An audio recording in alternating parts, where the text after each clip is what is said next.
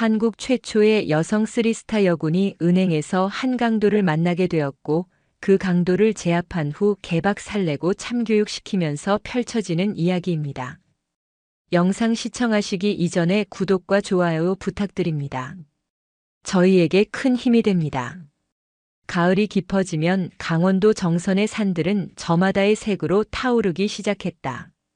붉고 노란 물감이 겹겹이 쌓인 능선은 하늘의 청명한 푸른빛과 맞닿아 현실이 아닌 것처럼 아득한 풍경을 만들어냈다.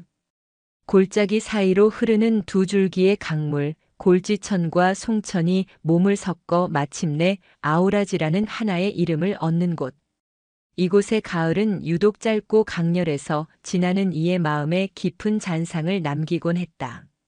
한낮의 햇살이 따스하게 내려앉은 아우라지 마을 어귀에 낡은 시외버스 한 대가 멈춰섰다.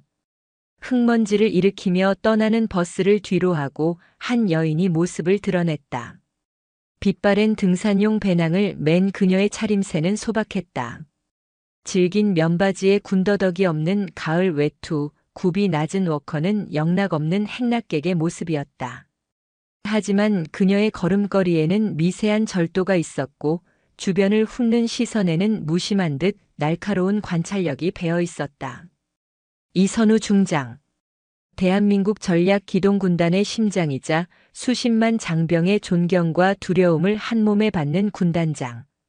그러나 이곳 정선에서 그녀는 그저 선우일 뿐이었다. 그녀가 아우라지를 찾는 것은 연례 행사와도 같았다. 군복의 무게와 별 3개의 책임감을 잠시 내려놓고 인간 이선으로 돌아오는 유일한 시간. 이곳은 그녀의 부모님이 평생을 뿌리내리고 살다 잠든 땅이었고 그녀의 유년 시절의 모든 기억이 강물 소리에 섞여 흐르는 곳이었다. 군인이 된 딸을 늘 자랑스러워하면서도 행여 험한 길에서 다칠세라 노심초사하던 부모님. 그 부모님을 여인 후에도 그녀는 마치 숙제를 하듯 혹은 그리운 이에게 무난 인사를 올리듯 매년 가을 이곳을 찾았다. 어이구, 우리 선우 왔구나. 마을 입구의 작은 정미소 앞에서 콩을 고르던 정다운 할머니가 이선우를 발견하고 환하게 웃었다.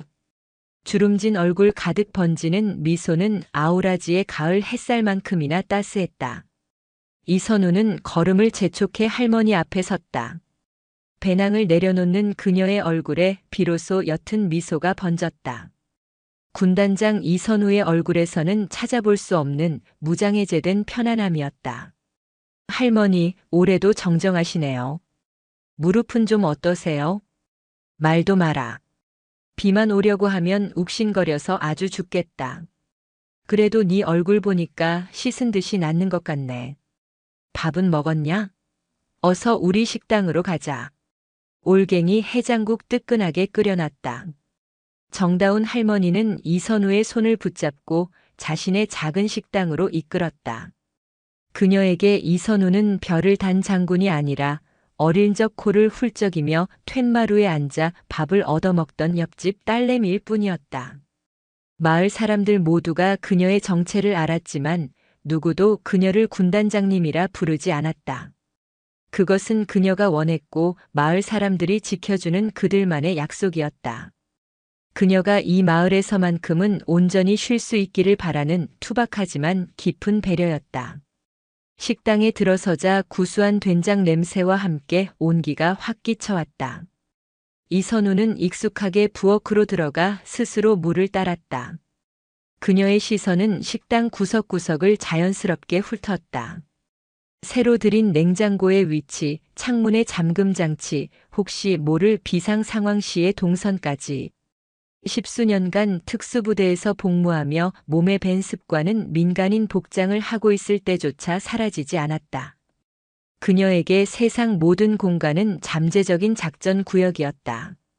올해는 유독 단풍이 곱다야. 넣으려고 그랬나 보다. 할머니가 뚝배기 가득 담긴 해장국을 내어주며 말했다.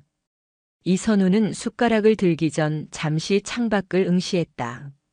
식당 창문 너머로 정선 아우라지 농협 건물이 보였다. 그녀의 부모님이 평생 거래했던 곳이자 그녀 역시 어릴 적 어머니 손을 잡고 드나들던 곳. 잠시 후 가봐야 할 곳이기도 했다. 매년 그래왔듯 부모님 이름으로 된 통장에 얼마간의 돈을 붙여두고 마을 발전 기금에도 익명으로 약간의 성의를 표하는 것이 그녀만의 추모 방식이었다. 그러게요. 올해는 참 예쁘네요. 이선우는 뜨거운 국물을 한 숟갈 떠먹었다. 속을 데우는 따스함이 온몸으로 퍼져나갔다. 긴장으로 똘똘 뭉쳐있던 어깨 근육이 조금은 풀리는 듯 했다. 지난 몇 달간 그녀는 쉴 틈 없이 달려왔다. 전군을 대상으로 한 대규모 연합기동훈련을 총지휘하며 단 한숨도 편히 자지 못했다.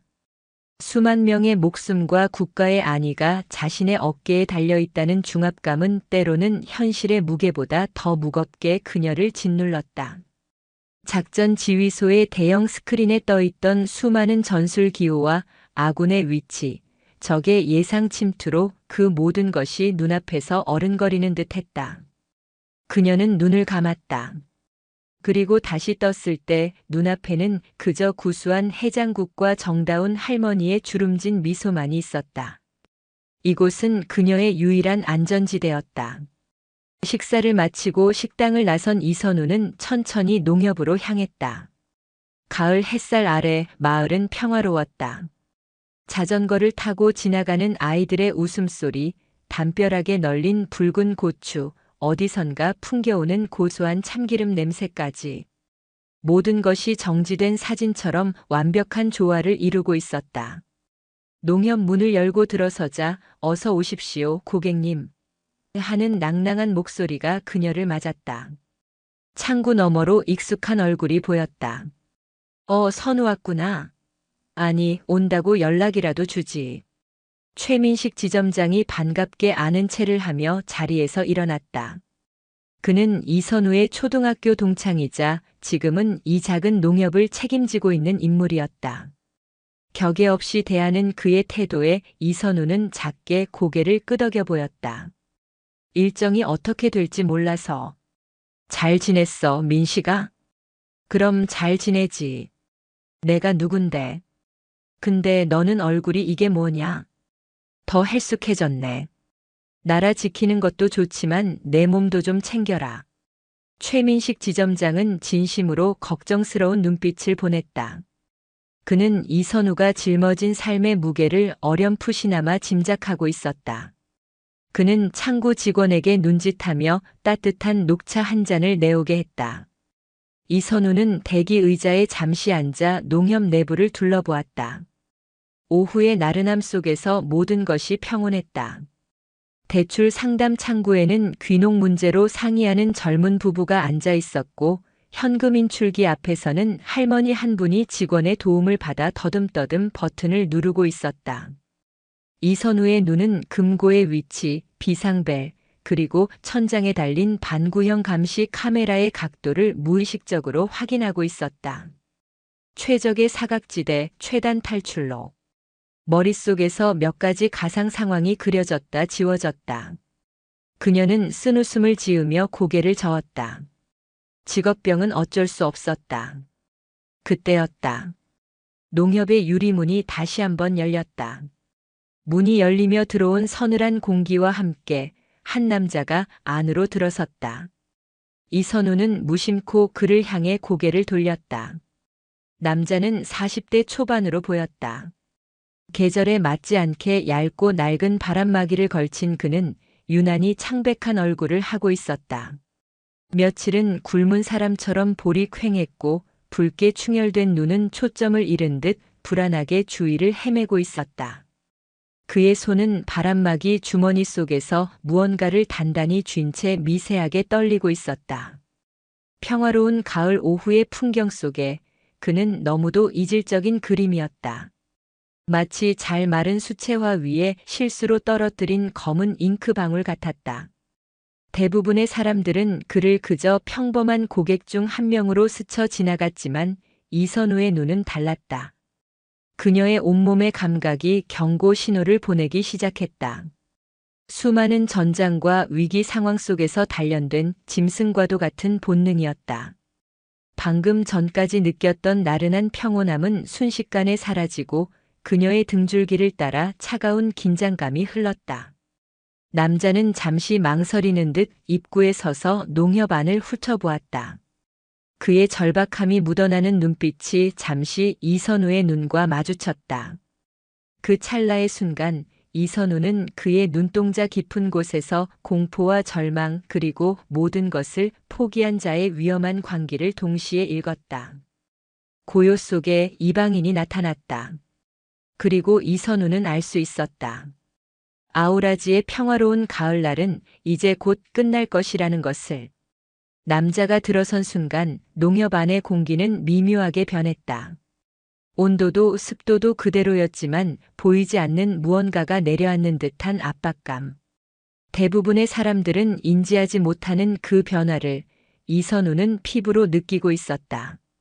그녀의 호흡은 평소와 같았지만 폐부로 들어오는 공기는 이전보다 한층 서늘하고 날카롭게 느껴졌다.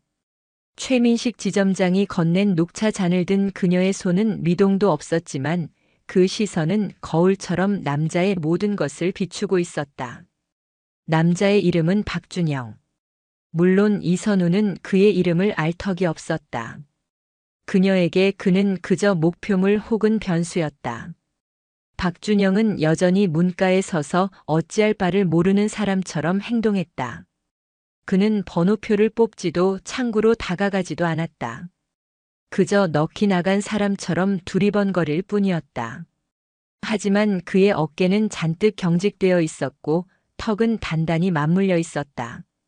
폭발 직전의 화산처럼 불안정한 에너지를 위태롭게 억누르고 있는 모습이었다.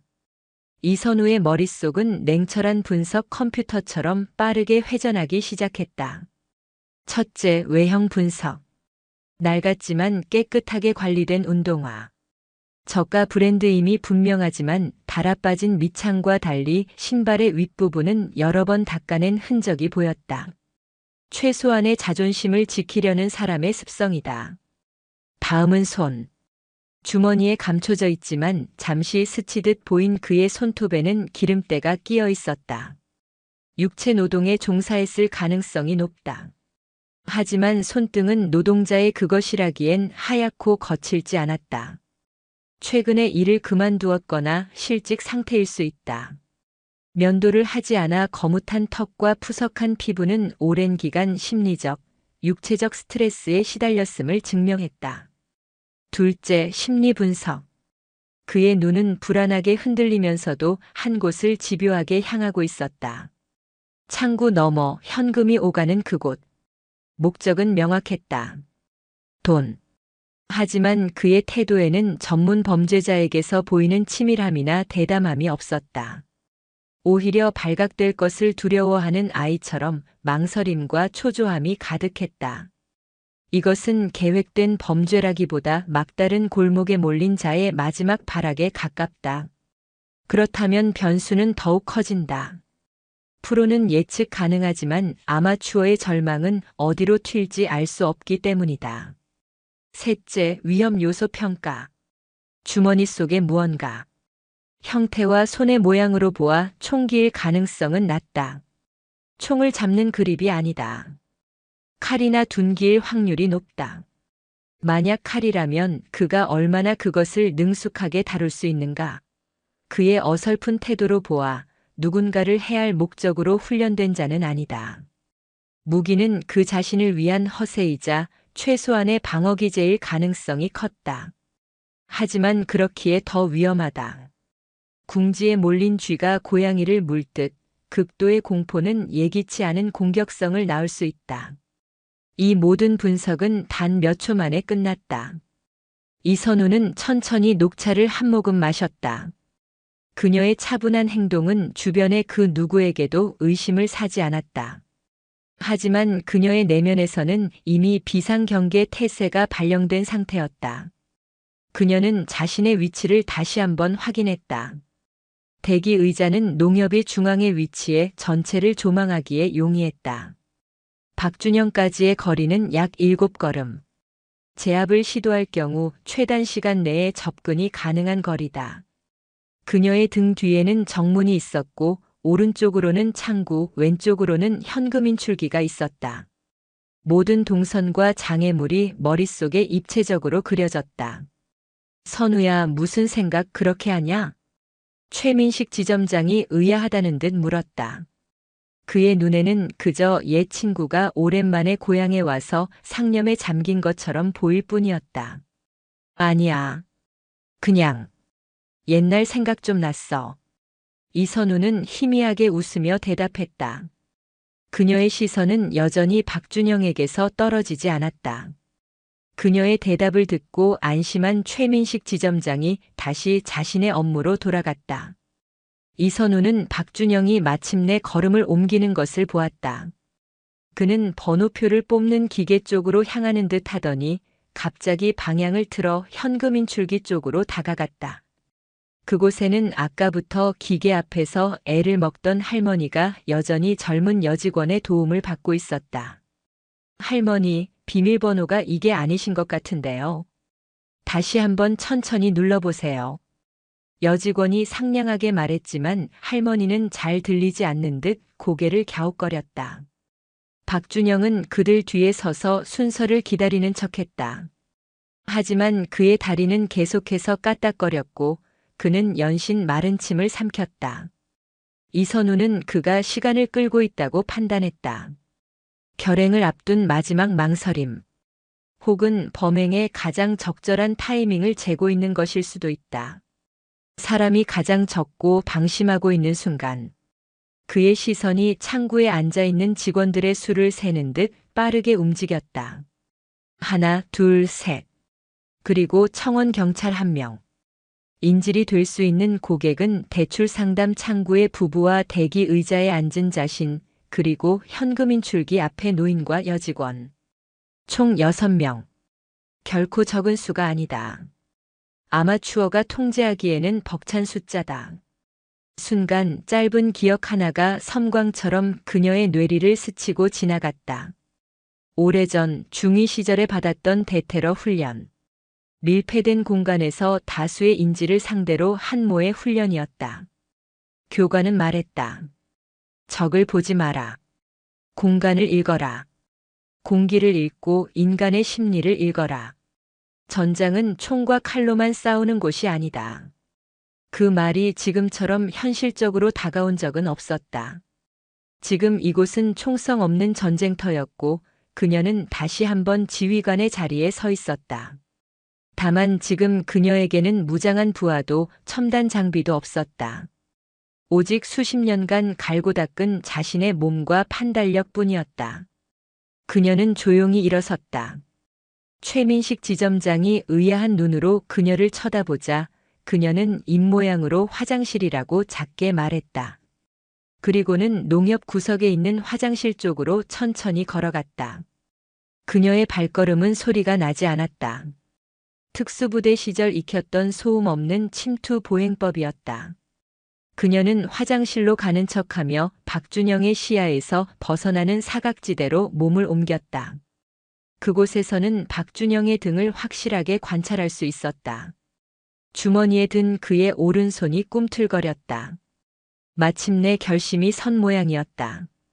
현금 인출기 앞에 여직원이 할머니의 통장을 받아들고 잠시 창고 쪽으로 몸을 돌린 바로 그 순간.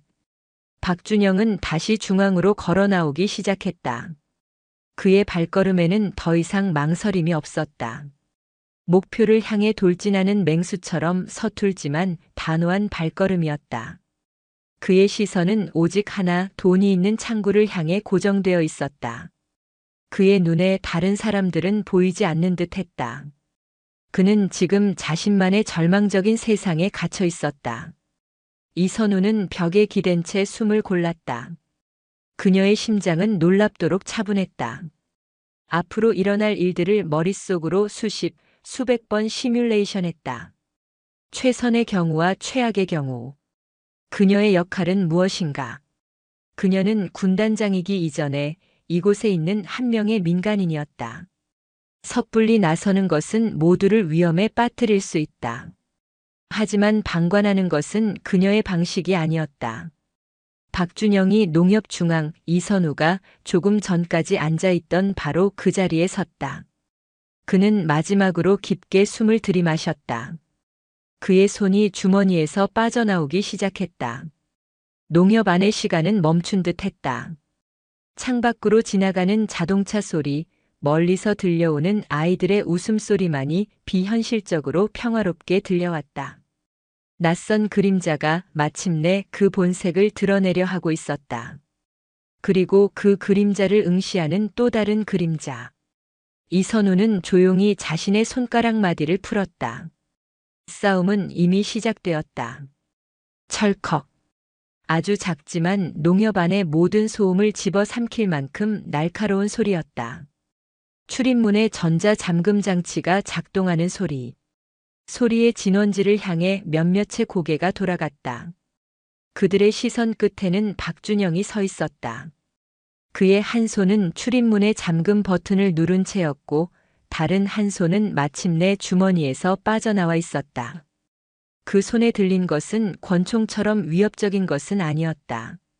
공사장에서 쓰는 투박한 망치였다. 낡은 나무 손잡이와 이가 빠진 쇠머리는 우스꽝스러울 정도로 조악했지만 절박한 남자의 손에 들려 있자 그것은 세상 어떤 무기보다도 흉흉한 기운을 뿜어냈다. 모두 꼼짝 마. 움직이면 이걸로 머리를 깨부숴 버릴 거야. 목소리는 갈라지고 떨렸지만 내용은 위협적이었다. 평화롭던 오후의 정적이 산산조각 났다. 대출 상담을 받던 젊은 부부 중 아내가 나지막이 비명을 질렀고 남편은 아내를 자신의 등 뒤로 감쌌다. 현금 인출기 앞에서 할머니를 돕던 여직원은 얼굴이 새하얗게 질린 채 그 자리에 얼어붙었다. 모든 것이 혼돈에 빠져드는 그 순간 이선우의 눈은 침착하게 상황을 재구성하고 있었다. 박준영은 출입문을 등지고 서서 농협 안의 모든 사람을 시야에 두려하고 있었다. 기본적인 강도의 수칙을 어설프게나마 따르고 있는 것이다.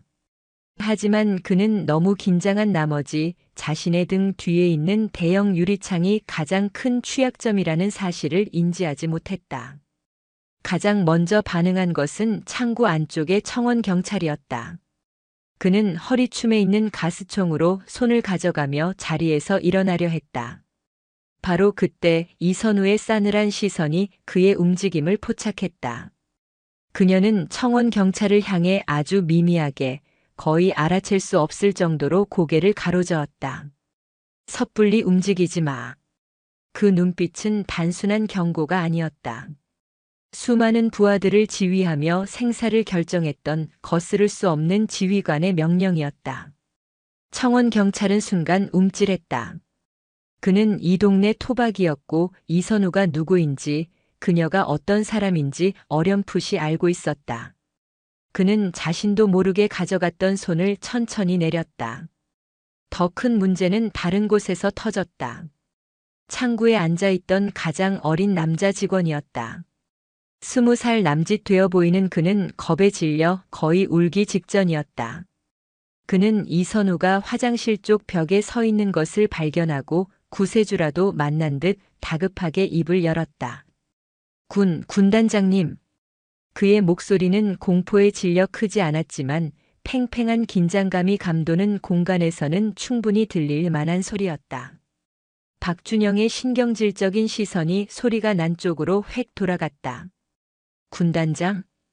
그의 눈에 의문과 경계심이 동시에 떠올랐다. 모든 것이 틀어지기 직전의 찰나. 이선우는 그 어린 직원을 응시했다. 그녀의 눈에는 질책도 분노도 없었다. 대신 깊고 차가운 연못과도 같은 고요함이 있었다. 그녀는 자신의 검지를 조용히 입술에 가져다 댔다. 쉿. 소리 없는 그 동작 하나에 어린 직원의 입에서 나오려던 나머지 말들이 그대로 얼어붙었다. 그는 깨달았다. 자신이 무슨 실수를 했는지, 그리고 저 눈빛이 무엇을 의미하는지. 이곳 마을 사람들과 이선우 사이에 존재하던 암묵적인 약속. 그녀가 군복을 벗고 이곳에 있을 때 그녀는 그저 선우라는 약속. 그것은 그녀를 위한 배려이자 동시에 위기 상황에서 마을 전체를 지키기 위한 무언의 약속이기도 했다. 어린 직원은 고개를 푹 숙이며 입을 다물었다. 다행히 박준영은 군단장이라는 단어를 제대로 인지하지 못한 듯 했다. 그는 그저 누군가 소란을 피웠다고 생각하고 다시 신경질적으로 소리쳤다. 조용히 해. 모두 바닥에 엎드려. 빨리. 사람들이 허둥지둥 바닥에 엎드리기 시작했다. 공포는 전염성이 강했다.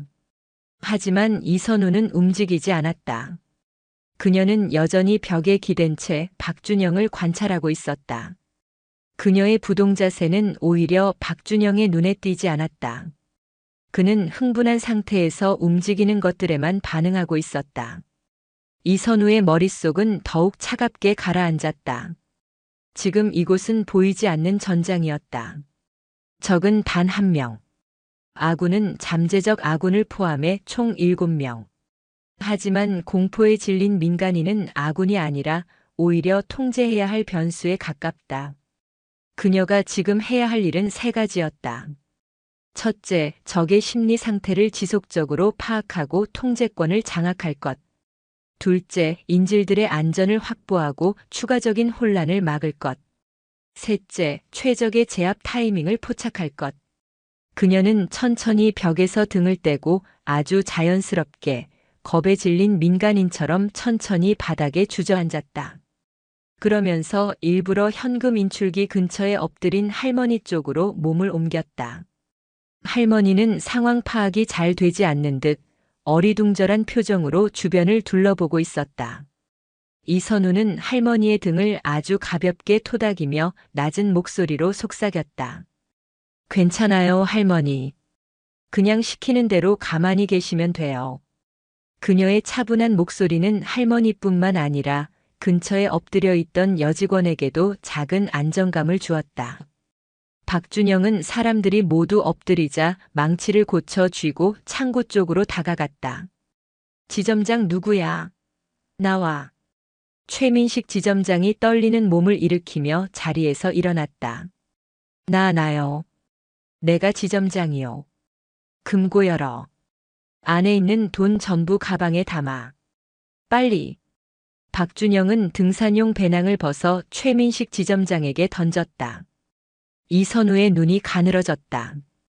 그는 금고의 돈을 노리고 있었다. 하지만 은행의 영업 마감 시간이 가까워진 지금 죽음고는 이미 닫혔을 확률이 높다. 죽음고는 여러 단계의 보안 절차를 거쳐야 열 수 있고 시간도 오래 걸린다. 저토록 흥분한 아마추어가 그것을 기다릴 인내심이 있을 리 없다. 결국 그가 가져갈 수 있는 돈은 창구에 비치된 시제금이 전부일 것이다. 그 액수는 그의 절박함을 해결해 주기에는 턱없이 부족할 터였다. 돈을 손에 넣었을 때 그의 실망과 분노가 어디로 향할지가 가장 큰 문제였다. 최민식 지점장은 떨리는 손으로 배낭을 집어들었다. 그는 이선우 쪽을 흘깃 쳐다보았다. 그의 눈빛은 어떻게 해야 하냐고 묻고 있었다. 이선우는 그에게 아무런 신호도 보내지 않았다. 지금은 그저 범인의 요구를 들어주며 시간을 버는 것이 최선이었다. 시간이 멈춘 듯한 공간. 들리는 것은 박준영의 거친 숨소리와 사람들의 억눌린 흐느낌, 그리고 창밖의 평화로운 세상에서 들려오는 아득한 소음뿐이었다. 이선우는 엎드린 채로 자신의 몸 상태를 점검했다. 모든 근육은 이완된 상태를 유지하고 있지만 언제든 폭발적인 힘을 낼 수 있도록 준비되어 있었다. 그녀는 마치 잠자는 표범과도 같았다. 보이지 않는 전장. 승패는 무기의 우월함이나 병력의 숫자로 결정되지 않는다. 그것은 누가 상대의 의도를 먼저 읽고 결정적인 순간에 주저없이 행동하는가에 달려있다. 이선우는 기다렸다. 아직은 때가 아니었다. 그녀는 박준영의 불안정한 분노 뒤에 숨겨진 더 깊은 절망의 정체를, 그리고 그것이 무너져 내리는 바로 그 결정적인 순간을 기다리고 있었다. 잠긴 문 안에서 멈춰버린 시간 속에서 그녀의 싸움은 이제 막 시작되고 있었다. 시간은 끈적한 풀처럼 느리게 흘렀다. 박준영의 거친 숨소리가 농협 안의 공기를 무겁게 짓눌렀다. 최민식 지점장은 떨리는 다리를 간신히 지탱하며 금고 앞으로 걸어갔다. 그의 등 뒤로 박준영의 신경질적인 시선이 비수처럼 날아와 박혔다. 최민식은 평생을 성실하게 살아온 은행원이었다. 그의 세계는 정해진 규칙과 절차 그리고 신용으로 이루어져 있었다. 망치를 든 강도라는 변수는 그의 인생 시나리오에 단 한 번도 등장한 적 없는 이해 불가능한 재앙이었다. 뭐해? 빨리 열지 않고. 박준영의 고함에 최민식의 어깨가 움찔 떨렸다. 그는 애써 침착하려 하며 금고의 다이얼에 손을 올렸다. 하지만 그의 머릿속은 복잡했다. 주금고. 저 육중한 강철 문 너머에는 분명 많은 돈이 있었다. 하지만 그 문은 지금 열 수 없었다. 영업 마감을 앞두고 본점의 중앙 통제 시스템에 의해 이미 1차 잠금이 실행된 상태였다. 2중, 3중의 보안 절차를 거쳐야 하는 주금고를 열려면 최소한 30분 이상의 시간이 필요했고 그마저도 본점의 승인 없이는 불가능했다. 이 사실을 저 흥분한 남자에게 어떻게 설명해야 할까? 진실을 말하는 순간 그의 분노가 어디로 향할지 알 수 없었다. 최민식은 일단 시간을 벌기로 했다. 그는 일부러 손을 더 떨며 다이얼을 몇 번이나 헛돌렸다. 등 뒤에서 느껴지는 살기가 점점 더 강해졌다. 마침내 그는 창구 직원들만 접근할 수 있는 보조금고, 즉 시제금을 보관하는 작은 금고의 문을 열었다. 철컥하는 작은 소리와 함께 문이 열리고 그 안에 쌓인 돈다발이 모습을 드러냈다. 하지만 그 액수는 누가 봐도 은행 금고라는 이름에 걸맞지 않은 초라한 수준이었다. 이게 전부요. 오늘 쓸 돈은 이것밖에. 최민식은 박준영이 던져준 배낭에 돈을 쓸어 담으며 말했다. 그의 목소리는 거의 기어들어가고 있었다. 돈다발이 배낭 안으로 떨어지는 소리가 유난히 크게 들렸다. 박준영은 믿을 수 없다는 듯 그 광경을 보고 있었다. 그의 얼굴이 서서히 일그러지기 시작했다. 창백했던 얼굴에 분노의 붉은 기가 돌았다. 장난해? 이게 다라고? 저 큰 금고는, 저 안에 있는 건. 그가 망치를 든 손으로 주금고를 가리켰다. 저건 지금 못 엽니다. 시간이 오래 걸려요. 본점에서. 시끄러워. 박준영이 폭발하듯 소리치며 최민식에게 달려들었다. 그는 최민식의 멱살을 움켜쥐고 벽으로 거칠게 밀쳤다. 쿵 하는 소리와 함께 최민식의 등이 벽에 부딪혔다. 내깟 놈들이 날 속이려고 들어. 돈 내놔. 당장 다 내놓으라고. 그의 목소리에는 단순한 분노 이상의 감정이 섞여 있었다. 그것은 처절한 절망의 울부짖음이었다.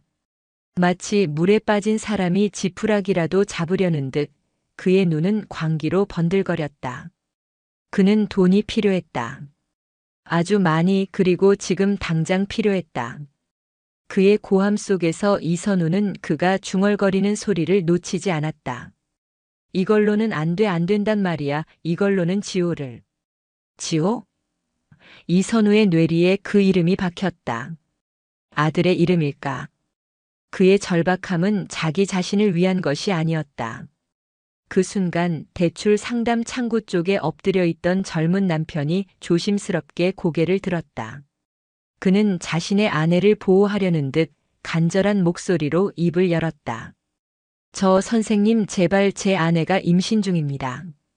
놀라게 하지 말아주세요. 원하는 게 돈이라면 다 드릴 테니 제발. 그의 목소리는 선의에서 비롯된 것이었지만 박준영의 불안정한 심리에 기름을 붓는 격이 되었다.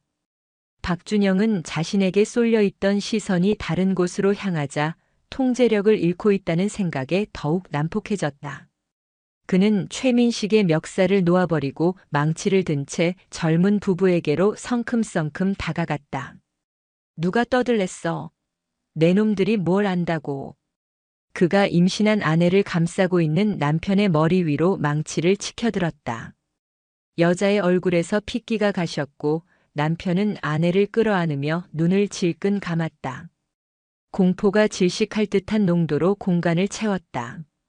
청원 경찰이 다시 움직이려 했고 최민식은 비명을 지르려 했다. 모든 것이 최악의 상황으로 치닫기 직전이었다. 바로 그때 아주 차분하고 나지막한 목소리가 정적을 깼다. 여보시오. 모든 시선이 목소리가 들려온 곳으로 향했다. 화장실 앞쪽 벽 바닥에 조용히 앉아있던 중년의 여인 이선우였다. 그녀는 엎드려 있지도 그렇다고 완전히 일어서 있지도 않은 한쪽 무릎을 세운 애매한 자세로 앉아 있었다. 그녀의 표정에는 공포도 분노도 그 어떤 격한 감정도 담겨 있지 않았다. 그저 깊이를 알 수 없는 평온함만이 깃들어 있었다. 젊은 사람들 놀라잖소. 애 아빠가 될 사람인데 그렇게 겁을 줘서 쓰겠소? 그녀의 목소리는 이상할 정도로 듣는 이를 차분하게 만드는 힘이 있었다. 마치 상담 교사가 흥분한 학생을 타이르는 듯한 혹은 자애로운 어른이 길을 잃은 청년을 대하는 듯한 톤이었다. 그녀의 말에 박준영의 치켜들었던 팔이 순간 멈칫했다. 그는 당황한 듯 이선우를 쳐다보았다. 처음으로 그는 이 여인을 제대로 인식했다. 다른 인질들과는 무언가 다른 이해할 수 없는 존재감을 가진 여인이었다. 당신 뭐야? 닥치지 못해. 박준영이 버럭 소리쳤지만 그 목소리는 이전보다 기세가 한풀 꺾여 있었다. 이선우는 그의 눈을 피하지 않고 정면으로 마주했다. 나야 그냥 볼일 보러 온 동네 아줌마지. 근데 보아하니 당신 우리 다치게 하려고 온 사람 같지는 않은데. 맞소? 그녀는 계속해서 말을 이어갔다. 그녀의 말은 박준영의 논리를 공격하는 것이 아니라 그의 감정의 가장 약한 부분을 파고들었다. 얼굴 보니까 딱하구먼. 무슨 큰일이라도 있는 게지. 돈이 급하게 필요한 모양인데 이런다고 해결될 일이 아니잖소. 우선 저 젊은 부부는 좀 내버려둬요. 곧 태어날 아기한테 못쓸 짓 하는 거 아니야. 아기라는 단어에 박준영의 눈동자가 심하게 흔들렸다.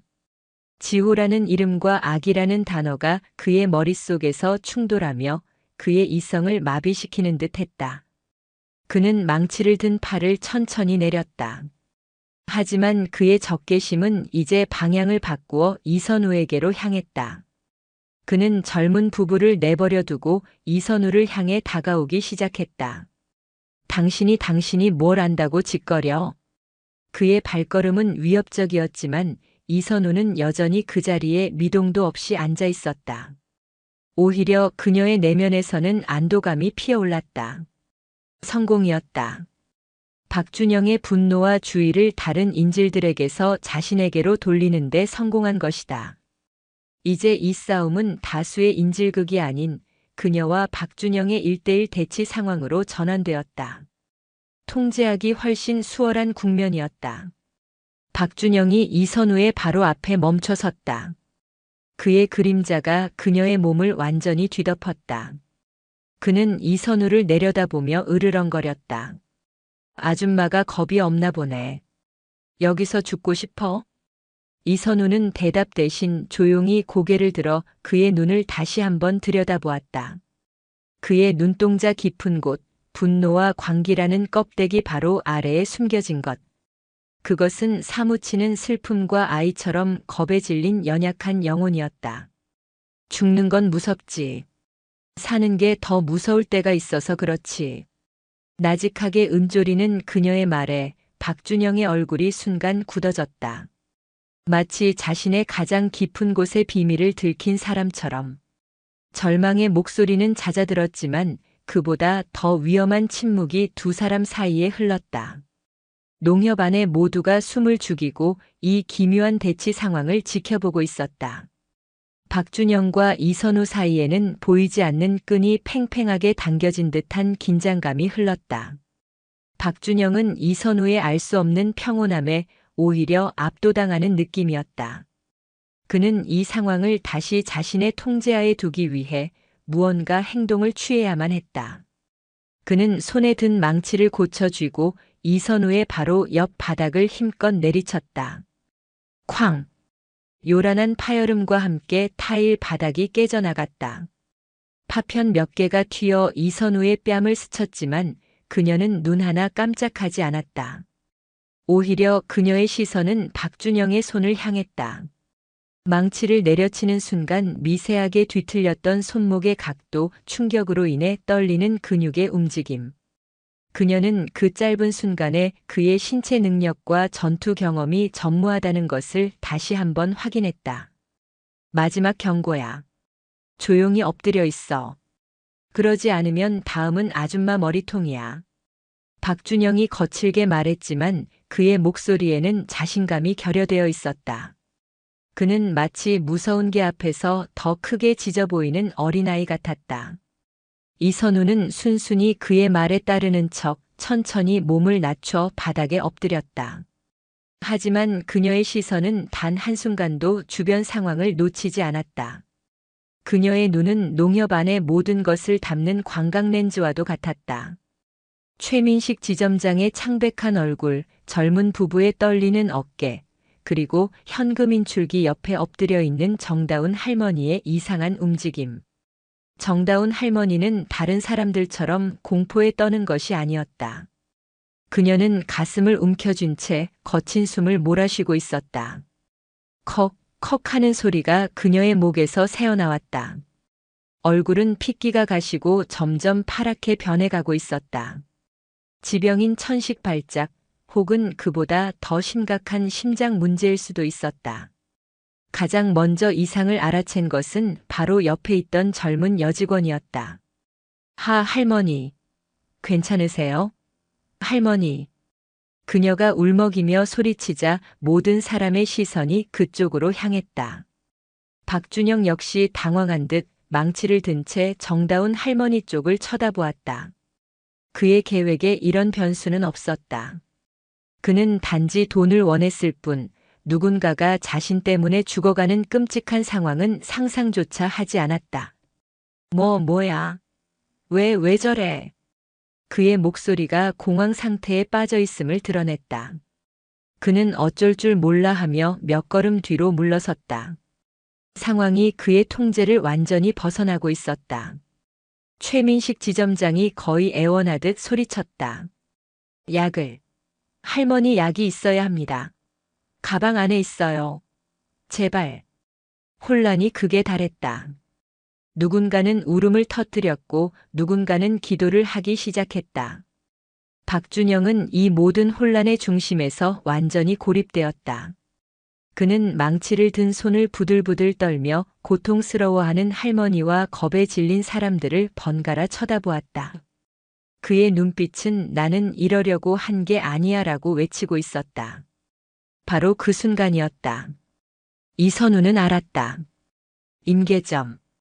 모든 것이 폭발하거나 혹은 모든 것을 끝낼 수 있는 단 한 번의 순간. 박준영의 주의력은 완전히 분산되었다. 그의 심리는 무너져 내렸고 그의 손에 들린 망치는 더 이상 무기가 아니라 그 자신조차 감당 못할 뜨거운 쇠붙이에 불과했다. 더 이상 지체하면 할머니의 목숨이 위험했다. 더 이상 망설이면 이성을 잃은 박준영이 무슨 짓을 할지 몰랐다. 그녀의 내면에서 냉철한 지휘관의 목소리가 울렸다. 상황 발생. 인질 생명 위급.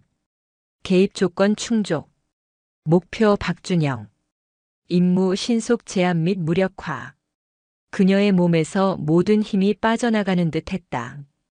외부로 향하던 모든 감각이 차단되고 오직 자신의 몸과 목표물만이 존재하는 절대적인 집중의 상태로 들어갔다. 주변의 모든 소음이 멀어지고 시간의 흐름이 마치 꿀처럼 느려졌다. 그녀의 눈에는 박준영의 움직임이 공기 중에 떠다니는 먼지 하나하나가 그리고 자신의 근육이 수축하고 이완하는 모든 과정이 슬로우 모션처럼 보였다.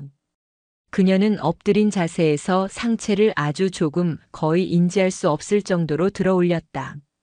발끝에 힘을 주어 바닥을 단단히 움켜쥐었다. 용수철이 압축되듯 그녀의 온몸에 폭발적인 에너지가 응축되었다. 그녀는 더 이상 동네 아줌마가 아니었다. 그녀는 수십 년간 극한의 훈련을 견뎌낸 인간병기였고 지금은 사냥을 앞둔 한 마리 맹수였다.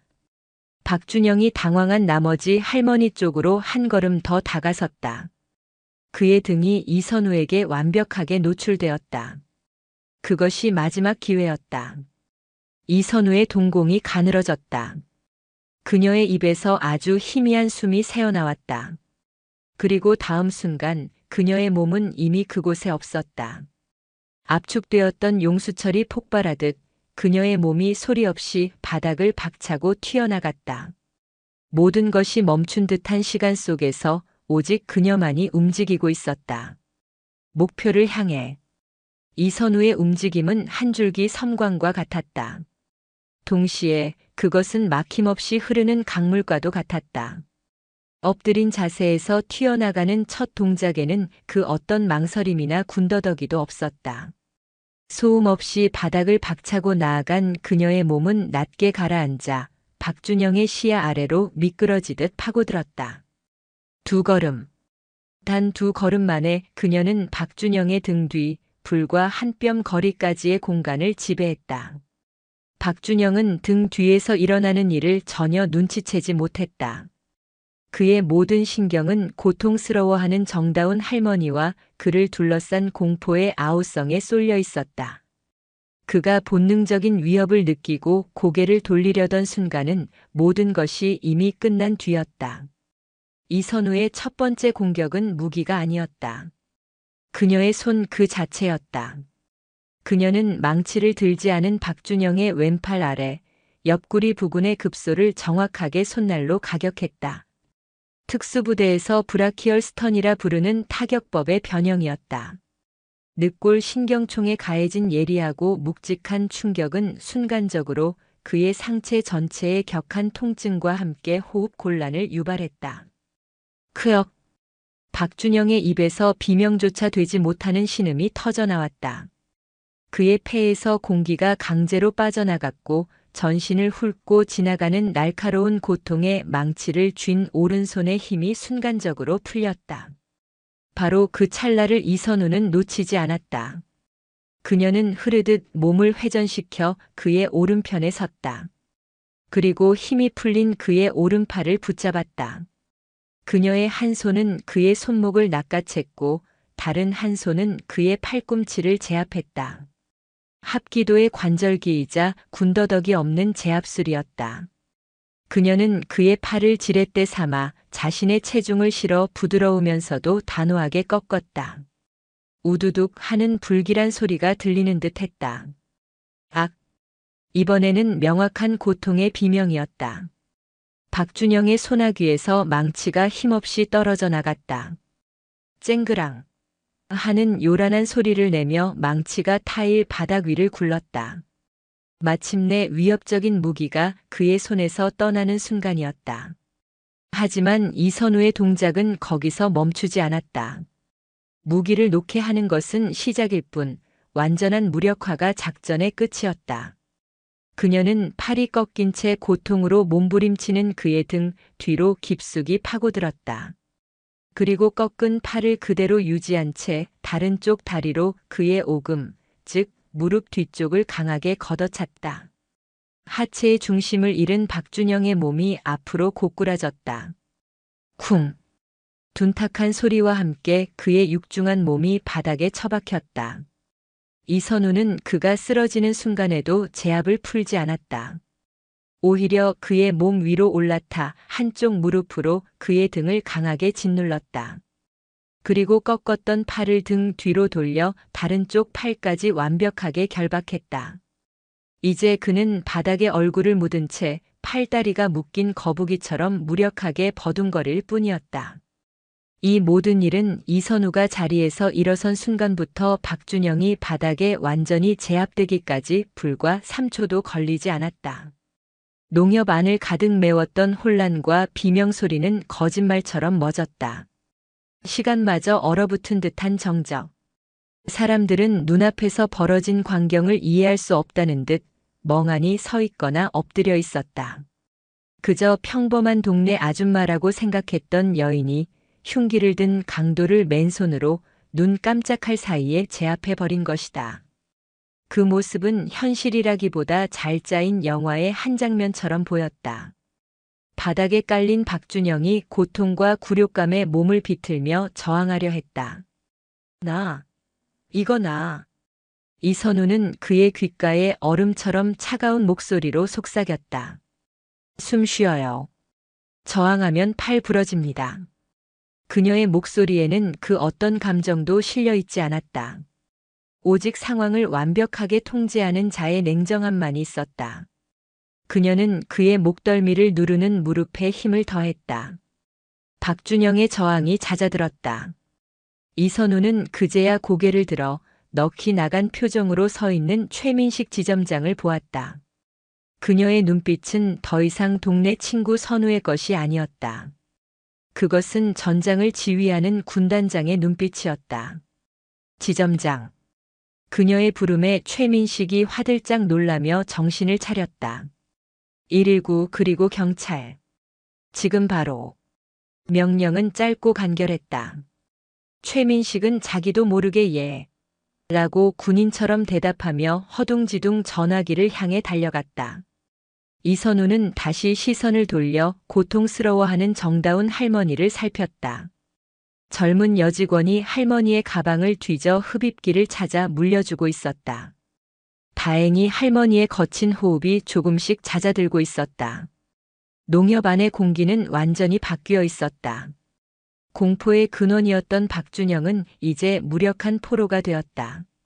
그리고 새로운 권력의 중심이 된 이선우는 압도적인 침묵 속에서 상황을 정리하고 있었다. 사람들은 이제 박준영이 아니라 이선우를 두려움과 경외가 섞인 눈으로 바라보고 있었다. 그녀가 누구인지, 어떻게 저런 움직임이 가능한지 수많은 의문이 그들의 머릿속을 맴돌았다. 하지만 누구도 감히 입을 열지 못했다. 깨져버린 타일 조각과 바닥을 구르는 낡은 망치, 그리고 제압당한 남자의 거친 숨소리만이 이 비현실적인 상황이 실제임을 증명하고 있을 뿐이었다. 섬광처럼 시작되어 강물처럼 끝난 싸움. 그 끝에서 이선우는 조용히 다음 단계를 준비하고 있었다. 세상의 모든 소리가 사라진 듯한 정적. 이선우의 무릎 아래에서 박준영의 희미한 신음소리만이 간헐적으로 이어졌다. 그의 저항은 완전히 멈춰 있었다. 그것은 포기가 아니었다. 육체적 고통을 넘어선 영혼의 에너지가 완전히 방전된 듯한 무기력이었다. 그의 몸은 더 이상 그 자신의 것이 아닌 수치와 절망이라는 무게에 짓눌린 고깃덩어리에 불과했다. 이선우는 제압 자세를 풀지 않았다. 그녀의 모든 감각은 여전히 날카롭게 주변을 경계하고 있었다. 하지만 그녀의 시선은 바닥에 얼굴을 묻은 남자의 뒷모습에 고정되어 있었다. 가냘프게 떨리는 등, 흙먼지가 묻은 낡은 바람막이, 그리고 그 아래 감춰진 한 인간의 무너져 내린 살. 그녀는 적을 제압했지만 승리감은 전혀 느껴지지 않았다. 대신 씁쓸하고 무거운 무언가가 가슴을 짓눌렀다. 바로 그때 멀리서부터 들려오는 소리가 있었다. 처음에는 아주 희미하여 환청처럼 들렸지만 점점 더 선명하고 날카롭게 다가오는 소리. 경찰차의 사이렌 소리였다. 그 소리는 닫힌 농협 문과 벽을 뚫고 들어와 얼어붙었던 공간의 시간을 다시 흐르게 만들었다. 사이렌 소리. 그것은 대부분의 사람들에게는 안도와 질서의 회복을 의미하는 소리다. 하지만 바닥에 엎드린 박준영에게 그 소리는 세상의 끝을 알리는 종소리와도 같았다. 모든 것이 끝났다는 돌이킬 수 없는 실패를 확인시켜주는 낙인이었다. 이제 곧 경찰이 들이닥칠 것이다. 그의 어설픈 범죄 행각은 여기서 막을 내릴 것이다. 그리고 그는 아픈 아들이 있는 병원이 아닌 차가운 유치장으로 끌려가게 될 것이다. 그 인식이 그의 마지막 이성의 끈을 끊어버렸다. 처음에는 아주 작은 소리였다. 억지로 참으려 했지만 기어이 새어나오고야 만 울음소리. 그것은 곧이어 억눌렸던 모든 감정이 한꺼번에 터져나오는 격한 흐느낌으로 변했다. 흐어엉. 어린아이처럼 서럽고 처절한 울음소리가 농협 안에 울려 퍼졌다. 그는 더 이상 저항하지 않았다. 몸을 비틀지도 욕설을 내뱉지도 않았다. 그저 바닥에 얼굴을 묻은 채 온몸을 들썩이며 울부짖을 뿐이었다. 그 울음소리에는 분노나 억울함이 담겨 있지 않았다. 오직 순도 높은 슬픔과 지독한 후회, 그리고 뼈아픈 절망만이 가득했다. 그의 울음소리에 다른 인질들도 마침내 공포의 주술에서 풀려난 듯 조금씩 움직이기 시작했다. 그들은 더 이상 박준영을 두려워하지 않았다. 망치를 든 위협적인 강도는 사라지고 지금 그들 앞에는 그저 인생의 막다른 길에서 무너져 내린 한심하고 불쌍한 남자만이 있을 뿐이었다. 젊은 아내는 남편의 품에 얼굴을 묻고 조용히 눈물을 훔쳤다. 최민식 지점장은 착잡한 표정으로 입술을 깨물었다. 정다운 할머니는 어느새 자리에서 일어나 여직원의 부축을 받으며 서 있었다. 그녀는 쌕쌕거리는 숨을 몰아쉬면서도 박준영의 등을 향해 안타까운 시선을 보내고 있었다. 이선우는 아무 말 없이 그의 울음이 잦아들기를 기다렸다. 그리고 마침내 울음소리가 조금씩 잦아들었을 때 그의 입에서 두서없는 말들이 쏟아져 나오기 시작했다. 그것은 변명도 항변도 아니었다. 한 아버지가 자신의 영혼을 걸고 하는 피 맺힌 고백이었다. 지호, 우리 지호가 아파요, 많이 아파요. 그의 목소리는 울음에 잠겨 뭉개졌지만 한 글자 한 글자가 모두의 가슴에 박혔다. 백혈병, 급성 골수성 백혈병이래요. 의사가 그랬어요. 빨리 골수 이식을 하지 않으면 죽는다고. 그의 말이 이어질수록 이 잔혹한 범죄의 퍼즐 조각들이 하나씩 맞춰지기 시작했다. 공사판에서 일하다 다리를 다쳐 일을 그만두게 된 이야기. 병원비 때문에 닥치는 대로 대출을 받고 결국 사채에까지 손을 댄 이야기. 매일 밤 병실 구석에서 잠든 아들의 얼굴을 보며 자신의 무능력을 저주했던 밤들의 이야기. 수술 날짜가 잡혔어요. 다음 주인데 돈이 없어서 수술을 못한대요. 병원에서 돈 없으면 나가라고. 그는 거의 실어증에 걸린 사람처럼 같은 말을 반복했다. 돈이 없어서, 내가 돈이 없어서 우리 아들이 죽게 생겼어요. 내가 아빠인데. 그는 아빠라는 단어를 내뱉으며 다시 한번 오열했다. 그 순간 그의 등 뒤에서 그를 짓누르고 있던 이선우의 존재는 아무런 의미가 없는 듯 했다. 그는 지금 자신만의 지옥 속에서 아들의 이름을 부르짖고 있었다. 다른 방법이 없었어요. 정말이에요. 여기저기 다 빌려봤어요. 무릎 꿇고 빌어도 봤어요. 그런데 아무도 돈을 안 줘요. 그래서 지호 약값이라도 벌려고, 지호 얼굴이라도 한 번 더 보려고, 그래서 그랬어요. 잘못했어요. 내가 다 잘못했어요. 그의 고백은 날카로운 유리 조각이 되어 농협 안 사람들의 마음을 후벼 팠다. 공포와 분노가 있던 자리에는 이제 무겁고 불편한 침묵과 연민이 자리 잡았다. 이 범죄는 용서받을 수 없는 것이었다. 하지만 아들을 살리려는 아버지의 마음을 누가 감히 비난할 수 있을까? 법과 인간의 마음 사이, 그 아득한 간극 앞에서 모두가 할 말을 잃었다. 이선우는 여전히 그를 제압한 자세를 유지하고 있었다. 그녀의 얼굴은 화강암처럼 굳어 어떤 감정도 읽을 수 없었다. 하지만 그녀의 내면에서는 거센 파도가 일고 있었다. 지호라는 이름, 아빠라는 절규. 그 말들이 그녀의 가장 깊은 곳을 건드렸다. 그녀 역시 지켜야 할 것이 있는 사람이었다. 그녀가 지켜야 하는 것은 수십만 장병의 목숨과 국가의 아니었다. 그 무게는 때로는 감당하기 버거웠고 단 한 번의 잘못된 판단이 끔찍한 결과를 낳을 수 있다는 공포에 밤잠을 설치기 일쑤였다. 그녀는 선택하고 명령하고 책임지는 사람이었다. 그 책임의 무게를 알기에 아들을 지키지 못하는 이 무력한 아버지의 절망이 더욱 아프게 다가왔다. 그녀의 뇌리에 문득 오래전의 기억이 스쳤다. 갓 소위로 임관했을 무렵 혹한기 훈련 중에 길을 잃고 동상에 걸려 쓰러진 어린 병사를 업고 밤새 눈밭을 헤맸던 기억. 어머니 보고 싶습니다. 라고 중얼거리던 그 병사의 목소리. 그를 살려야 한다는 일념 하나로 얼어붙은 몸을 이끌고 끝없이 걸었던 그 밤. 지켜야 할 존재가 있다는 것. 그것은 때로 인간을 강하게 만들지만 때로는 이 남자처럼 가장 어리석고 위험한 선택으로 내몰기도 하는 것이다. 사이렌 소리가 바로 코앞에서 멎었다. 몇 대의 경찰차가 농협 앞을 둘러싸는 것이 유리문 너머로 보였다. 붉고 푸른 경광등 불빛이 번쩍이며 농협 내부를 어지럽게 비췄다. 마지막 순간이 온 것이다. 이선우는 박준영의 귓가에 다시 한번 나직하게 말했다. 이제 일어나야 합니다. 그녀의 목소리는 여전히 냉정했지만 처음과는 다른 미세한 온기가 실려 있었다. 그것은 동정이나 연민과는 다른 한 인간의 고통을 이해하는 자의 목소리였다. 박준영은 대답 대신 고개를 들어 이선우를 올려다보았다. 그의 눈물과 콧물로 범벅이 된 얼굴은 형편없이 일그러져 있었다.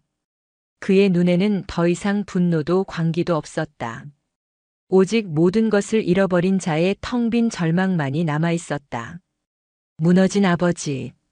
그는 이제 범죄자가 아니라 세상에서 가장 가엾고 무력한 이름 아버지일 뿐이었다.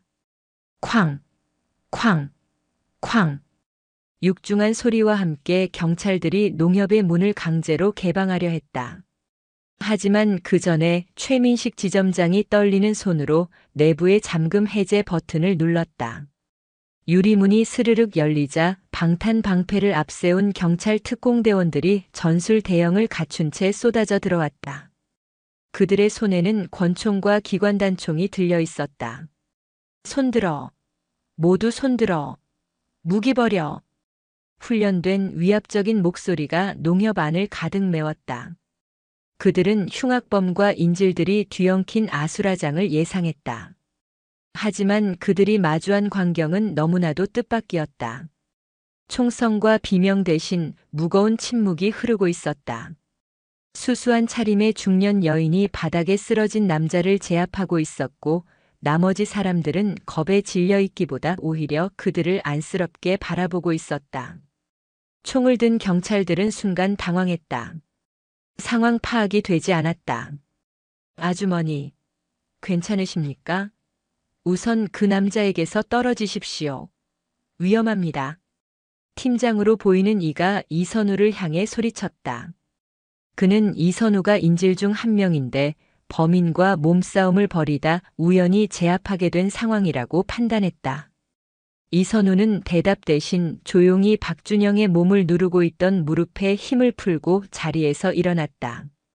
박준영은 기다렸다는 듯 다시 흐느끼며 완전히 전의를 상실한 채 바닥에 엎드려 있었다. 경찰 2명이 다가와 박준영의 양팔을 거칠게 뒤로 꺾어 수갑을 채웠다. 찰칵하는 금속성 마찰음이 유난히 차갑게 들렸다. 이제 그는 돌이킬 수 없이 범죄자라는 낙인이 찍혔다. 바로 그때 최민식 지점장이 더 이상 참을 수 없다는 듯 앞으로 나섰다. 그의 얼굴은 여전히 창백했지만 목소리에는 단호한 기운이 서려 있었다. 잠깐만요. 그렇게 함부로 대하지 마시오. 경찰팀장의 시선이 최민식에게로 향했다. 선생님 협조해 주셔서 감사합니다만 지금은 저희가 이분 말이오. 이분한테 함부로 하지 말란 말이오. 최민식은 경찰이 아니라 바닥에서 막 몸을 일으킨 이선우를 가리켰다. 경찰들은 의아한 표정으로 이선우를 쳐다보았다. 먼지가 묻은 평범한 옷차림, 흐트러진 머리. 아무리 봐도 특별할 것 없는 중년 여인이었다. 최민식은 떨리는 목소리로 하지만 온 힘을 다해 외쳤다. 이분은 이선우 대한민국 육군 전략기동군단 군단장님이십니다. 군단장. 그 단어가 공기 중에 퍼지는 순간 농협 안의 모든 것이 정지했다. 경찰 특공대원들의 눈이 경악으로 커졌다. 군단장. 별 3개. 야전에서 군을 총지휘하는 최고 지휘관 중 한 명. 그들은 자신들의 눈과 귀를 의심했다. 이 허름한 시골 농협에서 맨손으로 강도를 제압한 이 평범해 보이는 여인이 전설로만 듣던 그 여군 장군이란 말인가. 경찰팀장은 잠시 넋을 잃고 이선우를 바라보았다. 그녀의 얼굴, 그녀의 눈빛, 그리고 범접할 수 없는 그 기운. 그는 그제야 깨달았다. 자신이 마주하고 있는 이가 누구인지를. 그는 본능적으로 차렷 자세를 취하더니 쩌렁쩌렁한 목소리로 외쳤다. 충성. 그의 경례를 신호로 농협 안에 있던 모든 경찰들이 일제히 거수 경례를 붙였다. 충성. 하는 우렁찬 함성이 작은 농협을 가득 채웠다. 조금 전까지의 혼란과 공포는 온데간데 없고 마치 군부대를 사열하는 듯한 장엄하고 비현실적인 광경이 펼쳐졌다. 인질이었던 마을 사람들은 어안이 벙벙한 표정으로 이 모습을 지켜볼 뿐이었다. 이선우는 그들의 경례를 무덤덤하게 받았다. 그녀는 그저 작게 고개를 끄덕여 보일 뿐이었다. 그녀의 관심은 요란한 경례가 아니라 수갑이 채워진 채 망연자실한 표정으로 자신을 바라보는 박준형에게 있었다. 이선우는 박준형에게로 천천히 걸어갔다. 경찰들이 길을 열었다. 그녀는 그의 앞에 쭈그려 앉아 눈높이를 맞췄다. 그녀의 목소리는 조용했지만 그 안에 담긴 무게는 천근만 근과도 같았다. 당신 이름이 박준영 맞소? 박준영은 대답 대신 고개를 끄덕였다. 아들 이름은 지호고. 그의 어깨가 다시 들썩였다. 박준영 씨. 이선우는 말을 이었다. 아들을 위한 아버지의 마음은 알겠소. 하지만 그 마음을 왜 이런 범죄에서 찾으려 했소? 당신이 오늘 이 망치로 누군가를 해쳤다면 당신은 지호에게 돈을 가져다주는 아버지가 아니라 평생 감옥에서 썩을 살인자 아버지가 되었을 거요. 그녀의 말은 칼날처럼 날카롭게 그의 폐부를 찔렀다. 죽는 건 쉽소. 사는 게 어려운 거지. 아들을 위해 죽는 건 어쩌면 가장 쉬운 선택일지도 모르오. 하지만 아들을 위해 이 부끄럽고 남루한 삶을 끝까지 살아내고 죗값을 치르고 다시 아들 앞에 떳떳하게 서는 것. 그게 진짜 아버지가 해야 할 일이요. 그녀는 잠시 말을 멈추고 그의 눈을 깊이 들여다보았다. 당신 아들 지호는 아버지가 사다주는 비싼 약보다 아버지의 따뜻한 손을 더 기다릴 거요. 당신이 감옥에 있는 동안에도 우리 아빠는 나를 위해 잘못된 길을 갔지만 지금은 모든 것을 책임지고 다시 돌아오기 위해 노력하고 있다는 사실을 알게 된다면 그 아이는 당신을 부끄러워하지 않을 거요. 오히려 당신을 자랑스러워하며 더 힘을 내서 병마와 싸울 거요. 이선우는 자리에서 일어났다. 그리고 그를 일으켜 세우려는 경찰들을 향해 말했다. 그를 죄인으로만 보지 마시오. 그녀의 목소리에는 이제 군단장의 위엄이 실려 있었다. 그는 길을 잃은 아버지일 뿐이요. 법의 심판은 당연히 받아야 하지만 최소한의 존엄성은 지켜주시오. 아이가 아버지를 기다리고 있어. 그녀의 마지막 말은 경찰뿐만 아니라 그곳에 있는 모두의 마음에 깊은 파문을 남겼다. 박준영은 경찰들에게 이끌려 농협 문을 나서며 마지막으로 이선우를 돌아보았다. 그의 텅 비어있던 눈동자에 아주 희미하지만 무언가 새로운 빛이 감돌고 있었다. 그것은 지독한 수치심과 후회, 그리고 그녀가 말한 진짜 아버지가 되어야 한다는 희미한 결의의 빛이었다. 군단장의 결정. 그것은 단순히 강도를 제압하는 것을 넘어 한 인간의 영혼을 구하고 무너진 아버지를 다시 일으켜 세우는 결정이었다. 박준영이 경찰차에 태워져 사라지자 농협 안을 짓누르던 극적인 긴장감은 사라지고 어수선하고 복잡한 현실의 시간이 돌아왔다. 노란색 폴리스 라인이 농협 주변을 둘러쌌고 감식 반원들이 분주하게 움직이며 현장의 증거들을 수집하기 시작했다. 깨진 타일 조각, 바닥에 나뒹굴던 망치, 그리고 박준영이 내팽개친 낡은 배낭. 조금 전까지 한 남자의 절망을 담고 있던 사물들은 이제 차가운 증거물 봉투 속으로 하나씩 담겼다. 인질이었던 마을 사람들은 이제 피해자 혹은 목격자라는 이름으로 도착한 형사들에게 각자 조서를 쓰기 시작했다. 그들의 반응은 제각각이었다. 대출 상담을 받던 젊은 부부는 여전히 충격에서 벗어나지 못한 듯 했다. 특히 임신 중이었던 아내는 담요를 두른 채 남편의 품에 안겨 가늘게 떨고 있었다. 남편은 형사에게 당시 상황을 설명하며 말했다. 처음엔 정말 죽는 줄 알았습니다. 저를 향해 망치를 들었을 때 그런데 나중에 그 사람 사정을 듣고 나니 물론 잘못한 건 맞지만 마음이 너무 안 좋네요. 오죽했으면 그랬을까 싶기도 하고. 그의 목소리에는 분노보다 혼란스러움이 더 크게 묻어났다. 최민식 지점장은 지점장실에서 관할 경찰서장과 함께 있었다. 그는 자신이 조금 더 빨리 조치를 취하지 못한 것을 자책하면서도 친구인 이선우가 보여준 놀라운 모습에 대한 경외감을 감추지 못했다. 제가 본 선우는 항상 강단 있는 친구였지만 오늘 같은 모습은 상상도 못했습니다. 단순히 범인을 제압한 게 아니었습니다. 서장님도 보셨지 않습니까? 그건 사람을 살리는 모습이었습니다. 가장 큰 충격을 받았을 법한 정다운 할머니는 의외로 가장 담담했다. 구급대원의 응급조치로 호흡을 되찾은 그녀는 찾아온 형사에게 따뜻한 녹차를 대접하며 나지막이 말했다. 애가 아프다는데 부모 속이 오죽했겠어. 잘못은 잘못이지만 딱하기는 또 이루 말할 수가 없네. 법도 법이지만 사람이 사람을 살려야 하는 거 아니겠어. 노인의 깊은 주름 속에 담긴 연민은 법의 잣대로는 결코 잴 수 없는 인간의 마음을 대변하고 있었다.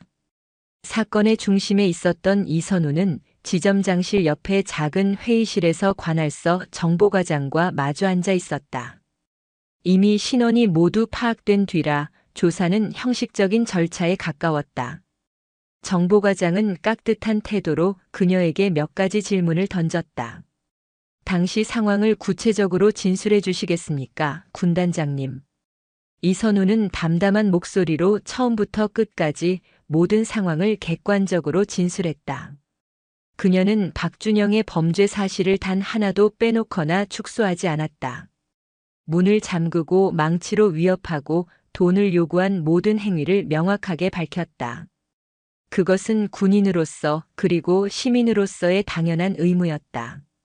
하지만 그녀의 진술은 미묘하게 달랐다. 그녀는 사실을 말하되 그 사실의 행간에 숨겨진 맥락을 덧붙이는 것을 잊지 않았다. 피의자는 범행 내내 극도로 불안정한 심리 상태를 보였습니다. 전문적인 훈련을 받은 자가 아니며 명확한 계획 없이 우발적으로 행동하는 경향이 강했습니다. 인질들에게 직접적인 위해를 가하려는 의도보다는 자신의 절박한 상황을 해결하기 위한 수단으로 위협을 사용했을 뿐, 그 과정에서 노인이 쓰러지자 매우 당황하며 공황 상태에 빠지는 모습을 보였습니다. 진술 과정에서 여러 차례 지호라는 아들의 이름을 언급하며 아픈 아들의 수술비 때문에 범행을 저질렀다고 일관되게 주장했습니다. 이는 단순한 형량 감경을 위한 거짓 진술이라기보다 범행의 직접적인 동기로 판단됩니다. 그녀는 거짓말을 하지 않았다. 하지만 그녀가 선택한 단어와 강조점은 박준영을 흉악한 은행 강도가 아닌 절박한 상황에 내몰려 어리석은 선택을 한 아버지로 보이게끔 만들고 있었다. 그녀는 자신의 사회적 지위와 군인으로서의 신뢰도를 이용해 법의 냉정한 판단에 인간적인 온기를 불어넣으려 하고 있었다. 그녀의 진술서에 서명을 마친 정보과장은 경례를 붙이며 말했다. 참고하여 공정하게 수사하겠습니다. 그리고 오늘 정말 감사했습니다, 군단장님. 모든 조사가 끝나고 농협에는 무거운 정적만이 남았다. 이선우는 자신의 낡은 배낭을 챙겨들고 밖으로 나섰다. 어느덧 해는 서산 너머로 기울고 아우라지의 하늘은 짙은 남색으로 물들고 있었다. 그녀는 조용히 떠나려 했다. 하지만 최민식 지점장과 정다운 할머니가 그녀를 붙잡았다. 선우야, 이대로 그냥 가게. 밥이라도 한술 뜨고 가. 속이 다 허하겄다. 이선우는 희미하게 웃으며 고개를 저었다. 아니에요. 부대에 급한 일이 생겨서 바로 돌아가 봐야 해요. 두 분 다 몸 조심하세요. 거짓말이었다. 하지만 그녀는 더 이상 이곳에 머물고 싶지 않았다. 오늘 하루의 일은 그녀에게도 너무나 무거운 짐이었다. 그녀는 두 사람을 뒤로 하고 버스 정류장을 향해 천천히 걸었다. 차가운 밤 공기가 상처 입은 그녀의 뺨을 스쳤다. 아우라지 강물 소리가 유난히 크게 들리는 밤이었다. 정류장 벤치에 홀로 앉아 그녀는 주머니에서 자신의 개인 휴대전화를 꺼냈다. 군용이 아닌 철저히 사적인 용도로만 사용하는 낡은 스마트폰이었다. 그녀는 잠시 망설이다가 익숙한 번호를 눌렀다. 신호음이 몇 번 울리고 중후한 남자의 목소리가 들려왔다. 여보세요? 오랜 친구이자 그녀가 후원하는 작은 장학재단의 이사장이었다. 나야. 이선우는 짧게 말했다. 이 시간에 웬일인가, 이 장군. 또 무슨 사고라도 쳤나? 농담 섞인 친구의 말에 그녀는 웃지 않았다. 알아볼 게 좀 있어서. 급한 건 아니고 그냥 개인적인 부탁이야. 뭔데 그래? 이선우는 잠시 숨을 골랐다. 그녀의 시선은 어두운 강 건너편을 향해 있었다. 강원도 정선에 사는 아이인데 이름은 박지호. 아마 큰 병원에 입원해 있을 거야. 백혈병이라고 들었어. 그녀는 오늘 있었던 일에 대해서는 한마디도 하지 않았다. 그 아이 치료비가 얼마나 필요한지, 앞으로 과정은 어떻게 되는지 조용히 좀 알아봐줘. 재단 자금이 아니라 내 개인 돈으로 처리할 테니 절대로 티나지 않게. 알겠네. 무슨 일인지는 묻지 않으마.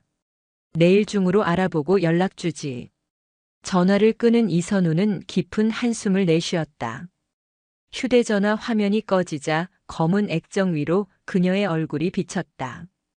법의 영역은 끝났다. 이제 마음의 영역이 시작될 차례였다. 군단장의 결정은 끝났지만 인간 이선우의 책임은 이제부터가 시작이었다.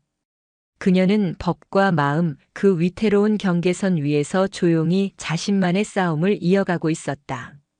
시간은 강물처럼 흘러 계절의 얼굴을 바꾸어 놓았다.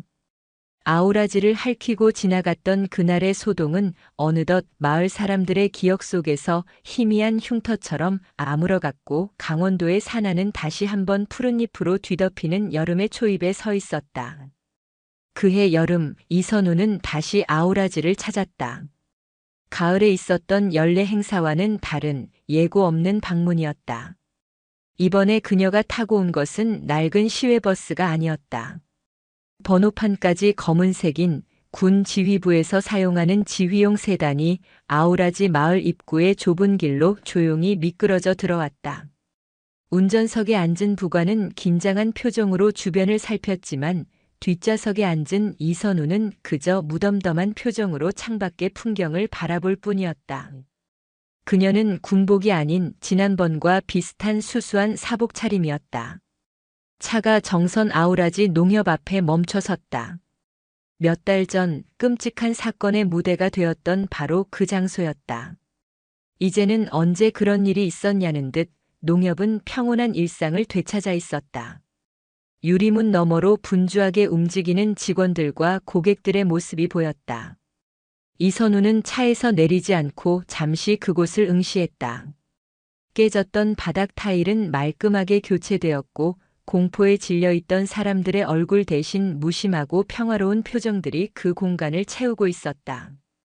그녀의 시선이 농협 건너편 정다운 할머니의 작은 식당으로 향했다. 식당의 문은 활짝 열려 있었고 구수한 밥 짓는 냄새가 바람을 타고 여기까지 실려오는 듯했다. 그녀는 운전병에게 짧게 말했다. 여기서 잠시 기다리게.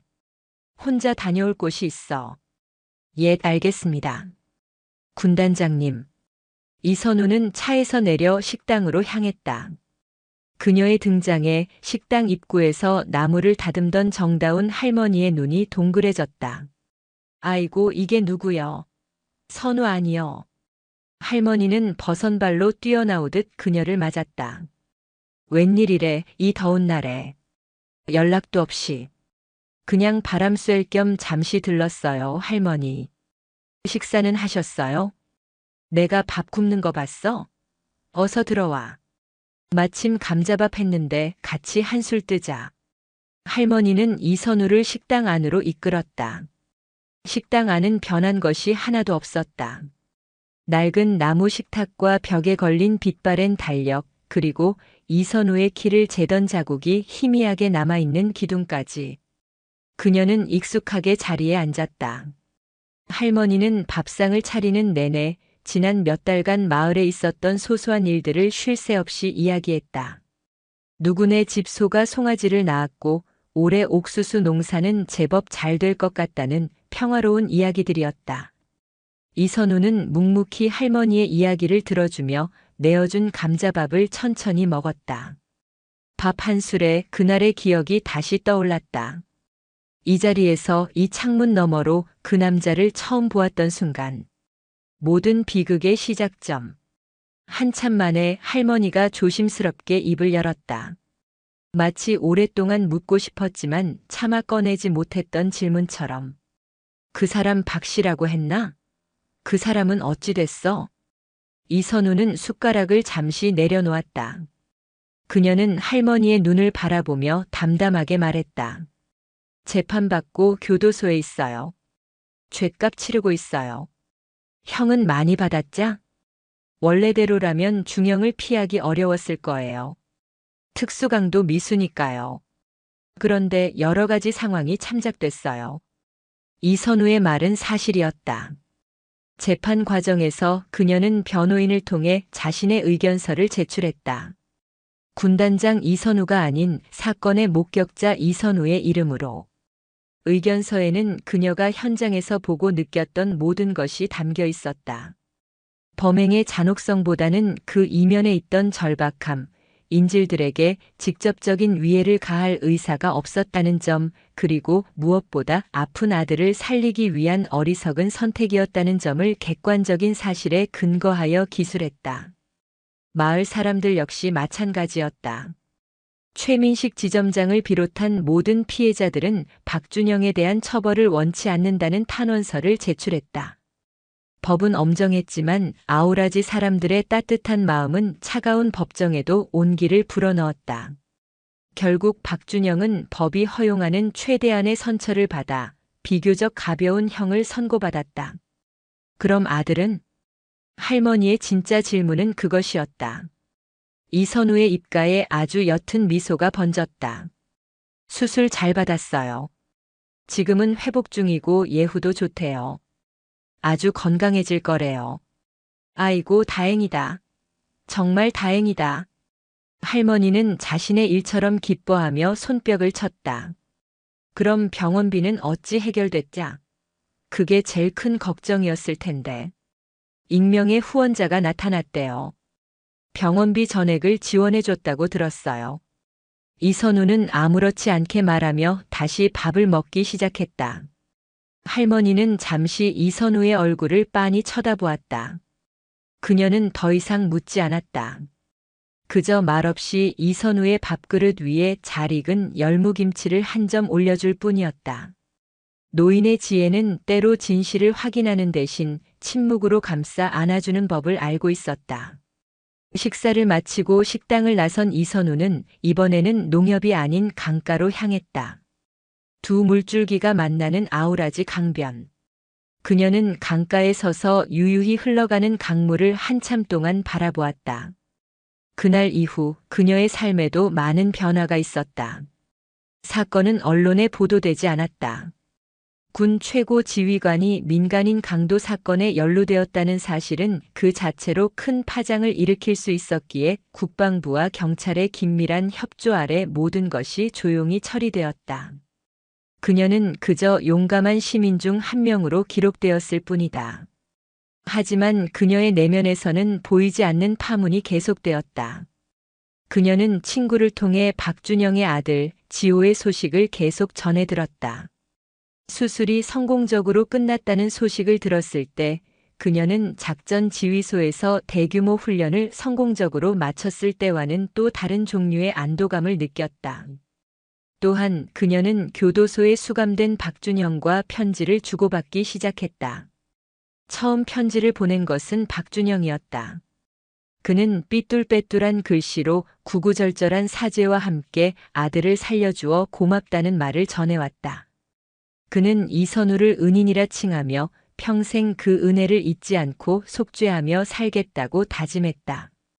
이선우는 그의 편지에 짧은 답장을 보냈다. 당신 아들을 살린 것은 내가 아니요. 당신을 다시 살게 한 것도 내가 아니요. 모든 것은 당신의 아들을 향한 아버지의 마음이 해낸 것이고 앞으로 당신의 남은 삶을 책임져야 하는 것도 당신 자신이요. 나는 그저 길을 잃은 당신에게 작은 이정표 하나를 보여주었을 뿐이요. 부디 건강하게 죗값을 치르고 아들 지호에게 자랑스러운 아버지의 모습으로 돌아가시오. 그녀는 편지에서 자신의 신분을 밝히지 않았다. 그저 그날 농협에 있었던 한 사람이라고만 썼다. 강물은 소리 없이 흐르며 모든 것을 품고 있었다. 기쁨도 슬픔도 그날의 비명과 눈물까지도.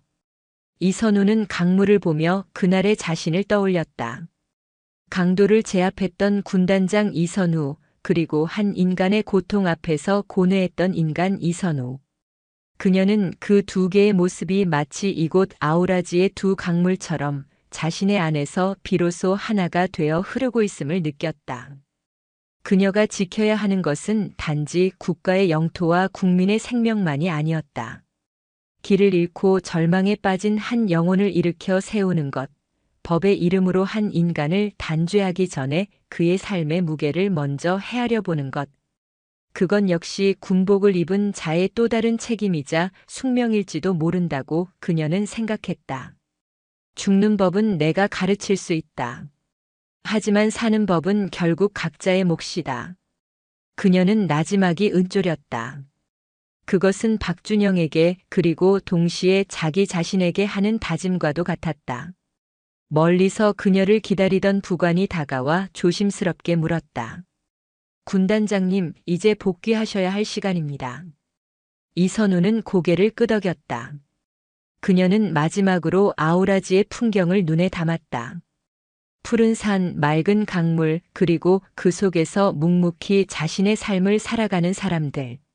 그녀는 이곳에서 다시 한번 자신이 무엇을 위해 싸우고 무엇을 지켜야 하는지를 깨달았다. 차에 오르며 그녀는 창밖으로 손을 내밀었다. 아우라지의 바람이 그녀의 손가락 사이를 스치고 지나갔다. 그것은 상처를 위로하는 부드러운 바람이자 새로운 시작을 알리는 희망의 바람이었다. 차는 조용히 마을을 빠져나갔다. 그녀가 떠나온 자리에는 두 개의 강물이 만나 더 큰 바다를 향해 흘러가는 아우라지의 영원한 노래만이 남아 있었다. 영상이 유익하셨다면 구독과 좋아요, 댓글까지 부탁드리겠습니다.